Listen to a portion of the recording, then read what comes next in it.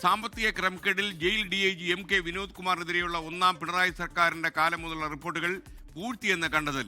അഴിമതി ആരോപണങ്ങൾ അന്വേഷിക്കണമെന്ന വകുപ്പ് തല അന്വേഷണ റിപ്പോർട്ടുകളാണ് പൂഴ്ത്തിവെച്ചത്. 2023 ഏപ്രിലിൽ മധ്യമേഖല ജയിൽ DIGയുടെ കത്ത് അവഗണിച്ചെന്നും വിജിലൻസ്. MK വിനോദ് കുമാറിനെതിരായ സമ്പൂർണ്ണ വിജിലൻസ് റിപ്പോർട്ട് ഇന്ന് കൈമാറും. ഷെവീദ് റാവുത്തർ വിവരങ്ങളുമായി തിരുവനന്തപുരം. ഷെവീദ്, ഇയാൾ കുറെ അധികം കാലമായി കൈക്കൂലിയിലും ഒക്കെ തന്നെ ഇങ്ങനെ അഭിരമിച്ച് കിടക്കുകയായിരുന്നു എന്ന് വേണോ നമ്മൾ മനസ്സിലാക്കാൻ?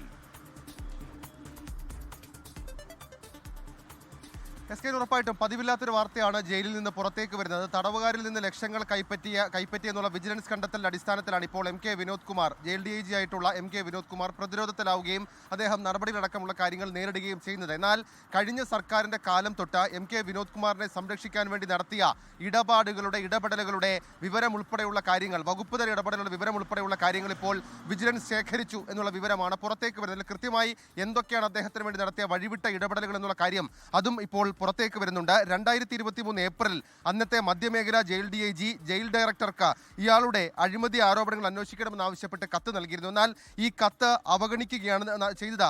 ഈ കത്ത് നൽകിയ DIGയെ വിരമിക്കാൻ 3 മാസം മാത്രം ബാക്കി നിൽക്കെ വിനോദ് കുമാറിന്റെ അന്വേഷണ റിപ്പോർട്ടിന്മേൽ സർക്കാർ സസ്പെൻഡ് ചെയ്തു എന്നുള്ള കാര്യം കൂടി ഇതുമായി ബന്ധപ്പെട്ട് പുറത്തേക്ക് വരുന്നുണ്ട്. മറ്റൊന്ന്, ഈ വിനോദ് കുമാർ വിയ്യൂർ സെൻട്രൽ ജയിൽ സൂപ്രണ്ടായിരിക്കെ നടപ്പാക്കിയ ഔഷധ സസ്യ കൃഷി പദ്ധതിയിൽ സാമ്പത്തിക ക്രമക്കേട് നടന്നെന്നും കർശന നടപടിയെടുത്ത് 2.31 ലക്ഷം രൂപ തിരിച്ചു പിടിക്കണമെന്നൊക്കെ 2020 വിജിലൻസ് ഡയറക്ടർ ആഭ്യന്തര വകുപ്പിന് റിപ്പോർട്ട് നൽകിയിരുന്നു. വകുപ്പ് നടത്തിയ വിശദാന്വേഷണത്തിലും വിജിലൻസ് കണ്ടെത്തൽ ശരിവെക്കുകയും ചെയ്തു. എന്നാൽ ഇതുവരെ ആ പണം തിരിച്ചു പിടിച്ചിട്ടില്ല എന്ന് മാത്രവുമല്ല, റിപ്പോർട്ട് നിലനിൽക്കെ DIG ആയി MK വിനോദ് കുമാറിന് സ്ഥാനക്കയറ്റം നൽകുകയും ചെയ്തു എന്നുള്ളതും ഏറ്റവും പ്രധാനപ്പെട്ട വിവരം. ഇനി മൂന്നാമത്തെ കാര്യം, 2002 സമാനമായി ഈ മധ്യമേഖല ജയിൽ DIG 3 കത്തുകൾ ജയിൽ ഡയറക്ടർക്ക് നൽകിയിരുന്നു. ഔദ്യോഗിക വാഹനത്തിൽ 250 കിലോമീറ്റർ വരെ യാത്ര ചെയ്ത് മറ്റ് സോണുകളിലെ ജയിലുകളിൽ ഇയാൾ നടത്തുന്ന ഹ്രസ്വ സന്ദർശനങ്ങൾ, അതിൽ ദുരൂഹതയുണ്ടെന്നും അത് അന്വേഷിക്കണം എന്നുള്ളതുമായിരുന്നു ഈ കത്തിലെയും ആവശ്യം. എന്നാൽ ആ കത്തും വേണ്ട വിധത്തിൽ പരിഗണനയ്ക്കെടുത്തില്ല എന്നുള്ളതാണ് ഏറ്റവും പ്രധാനപ്പെട്ട കാര്യം. കഴിഞ്ഞ ദിവസം ഈ കൊടിസുനി ഉൾപ്പെടെയുള്ള ആളുകളുമായി വിനോദ് കുമാറിന്റെ ബന്ധം സംശയിച്ചുള്ള വിവരങ്ങൾ പുറത്തേക്ക് വന്നിരുന്നു.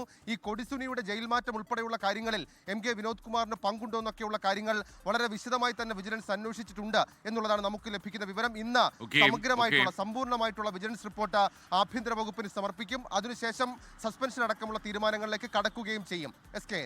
ഷെവീദ് റാവുത്താണ് വിവരങ്ങൾ നൽകിയത്. വിനോദ് കുമാറിന്റെ കൂടുതൽ വിവരങ്ങൾ പുറത്തു വരാനിരിക്കുന്നതേയുള്ളൂ. ലോകത്തെവിടെയായാലും ഏത് സമയത്തും 24 വാർത്തകളും ഓഗ്മെന്റഡ് റിയാലിറ്റി പാക്കേജുകളും എക്സ്പ്ലെയിനറുകളും വിശദമായി കാണാൻ ഞങ്ങളുടെ YouTube ചാനൽ നിങ്ങൾക്ക് സബ്സ്ക്രൈബ് ചെയ്യാം.